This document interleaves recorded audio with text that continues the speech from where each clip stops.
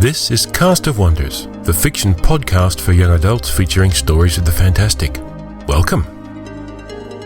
Today we present part 1 of Empty Pockets by James Isaac. Of this story, James says, "Stories of magic shops abound. I needed to write something about a magic shop or else it would be itching at my subconscious forever. In my experience, mixed with the boredom and irritating customers, some of the happiest, funniest memories of my life were of slacking off while working in these places. But I didn't know that at the time. Many of us have worked in a shop at some point, often as a first job. I worked in one of those shops where nobody came in to buy anything, yet somehow it stayed open. Mafia front? Eccentric millionaire owner? Doubtful. Probably it was due to extra-dimensional magic. And that's where Empty Pockets comes in. And now, we've a tale to tell.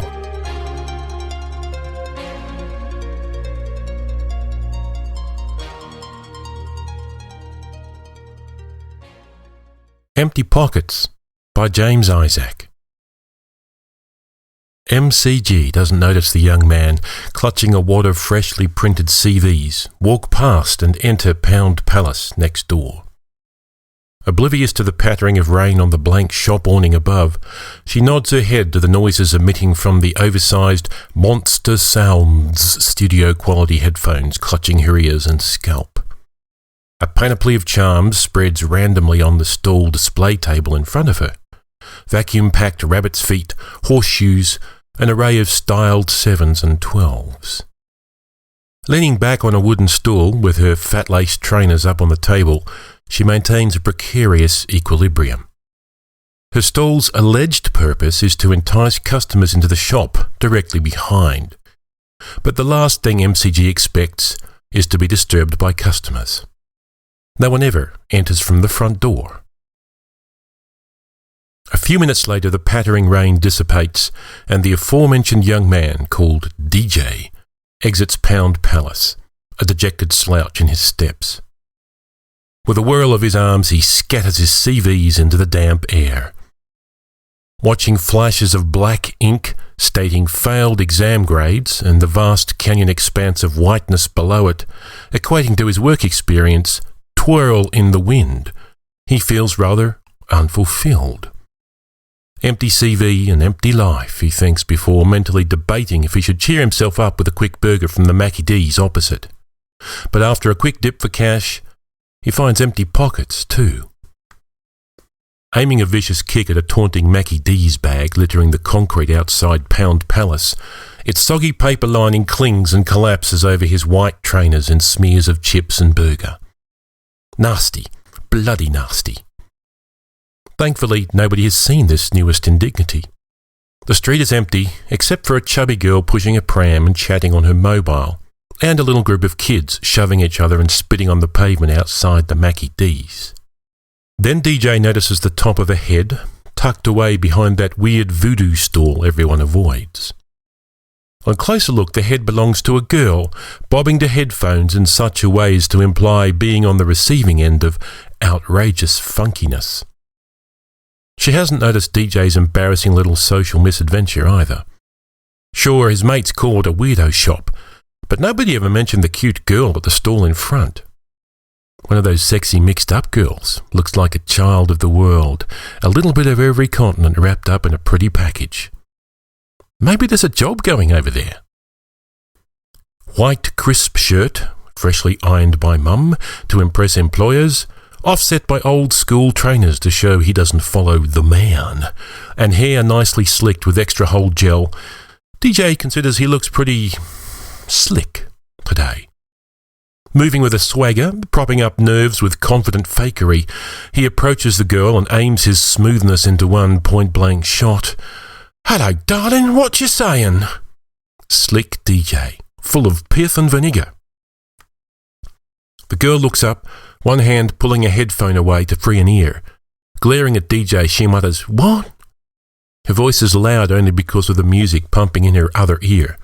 Her eyebrows crease in a V of either annoyance or concentration. Damn it, he feels his cheeks blush, all that build-up for a major flop. Do you have any jobs? A verifiable age passes, and DJ wonders if the girl can even understand English. But then something causes her eyebrows to lift, as if she's just become aware he's still standing there. Oh, no one's ever asked. Wait there, I'll check with my gran. She bounces off her stool, bright yellow t-shirt, tight bright blue trousers. DJ admires the fit.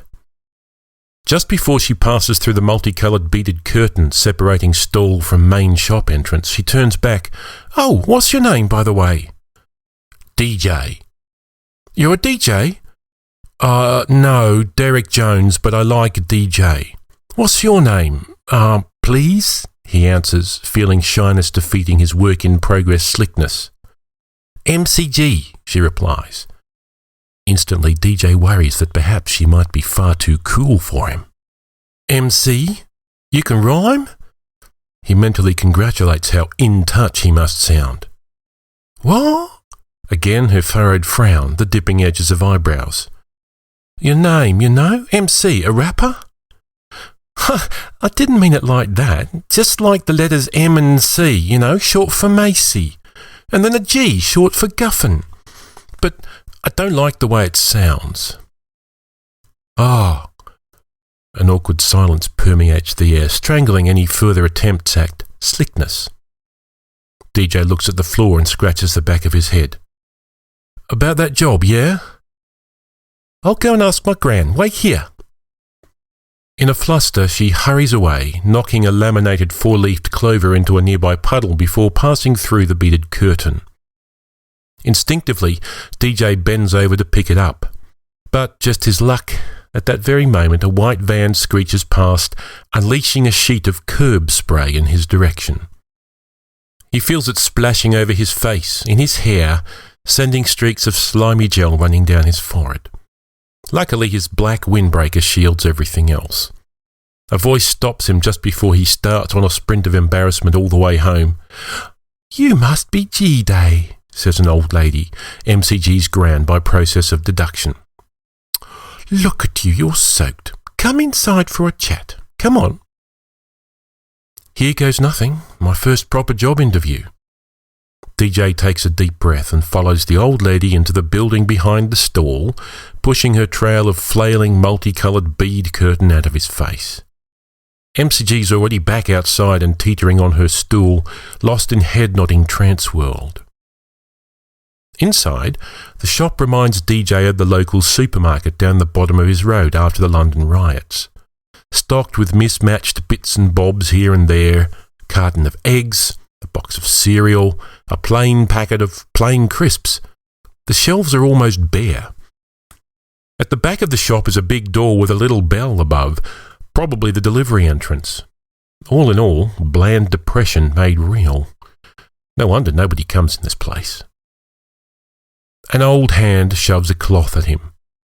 DJ notices the old lady's grip is surprisingly firm as he takes it and dries his face. Dressed in a bright orange woolly cardigan, orange woolly skirt down to her ankles, she is quite unlike any old lady he has ever seen. A little plump, she has the same multicultural look as MCG. The orange knitted tam, out of which tumble matted grey dreadlocks, confirms she is of a certain level of coolness. The only hint that she's even at work comes in the form of an apron, also orange, complete with kangaroo pouch pocket at the front, worn over her casual clothes. You can call me Granny Guffin. So you want a job, G-Day? Well, what would you do? Straight to business. The old lady is serious, no kidding around. I could stack shelves and make tea. I did some business studies. I know about demand and supply. I'm also good at drawing and stuff. Is that a good answer? She looks pleased, her wrinkled mouth smoothing over in a smile. Such a clever young man. Yes, why not? What we do here is fulfill the desires of our customers. They want us something to do something. We appear it from our stock. We always have something that can help. You mean crisps? DJ scratches the back of his head and looks at the floor. Come back tomorrow and you can start. Then you'll see, I'll have a nice fresh apron for you. I must say I am looking forward to having a servant. A servant? What about the contract and pay and hours and stuff?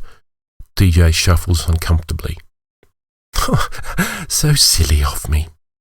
The old lady rustles in the kangaroo pouch of her apron, removing a crisp, flat sheet of paper. What hours would you like? Well, any. It's up to you. Whenever, really. I prefer not to work evenings. Whenever it is, then. What about wages?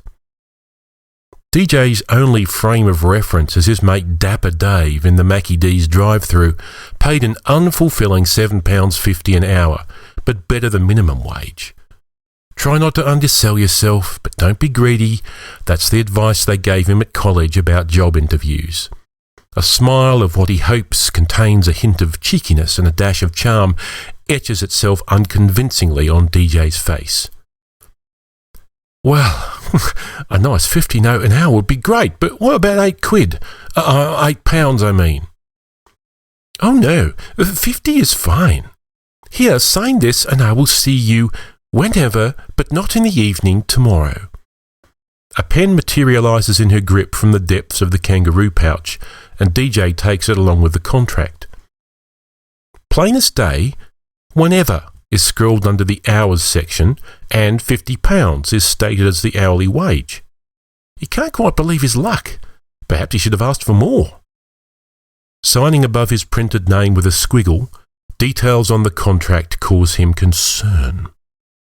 Nothing about bank accounts, and the printed type states his name as G-Day. How on earth did she print his name, despite being wrong, on the paper before he even wandered inside? My name's Derek Jones, and what about my bank account details?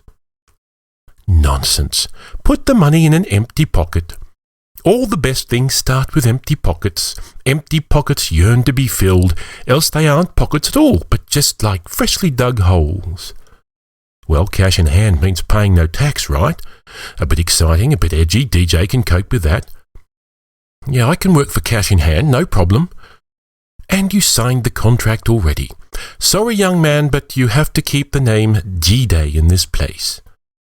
Back on your side of the door, you can be Day-G again. Anyway, off you go. Bye-bye.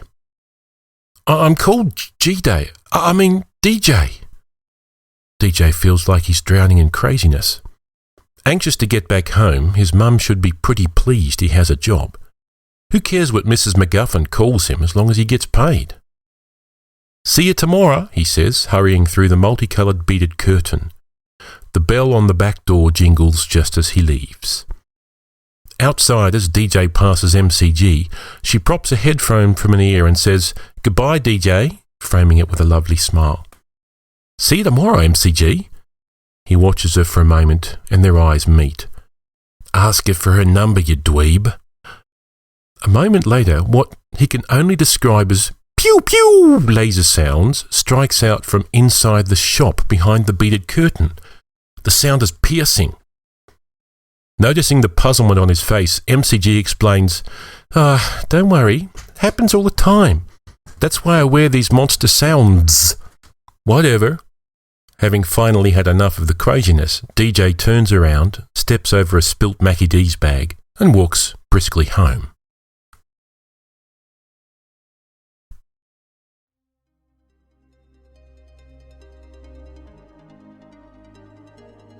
And so ends part 1 of Empty Pockets. Come tell us what you think of it in the forums at castofwonders.org/forums. We'd love to hear from you. James has 3 stories, non-YA, placed in 3 different anthologies that should be out before the year's end. Anabiosis will appear in The Big Bad, an anthology of evil. The Edge Between will appear in Soul Reflections by Wicked East Press, 2012. And Waste Not, Want Not in Tales for the Toilet, published by Crowded Quarantine Publications in 2012. Cast of Wonders is a production of Wolfsbane Publishing. The editor is Barry J. Northern. The audio producer and host is Graham Dunlop. It's released under a Creative Commons Attribution, Non-Commercial, No Derivatives license. Share it, but don't change or sell it. Theme is Appeal to Heavens by Alexei Nov from musicalley.com.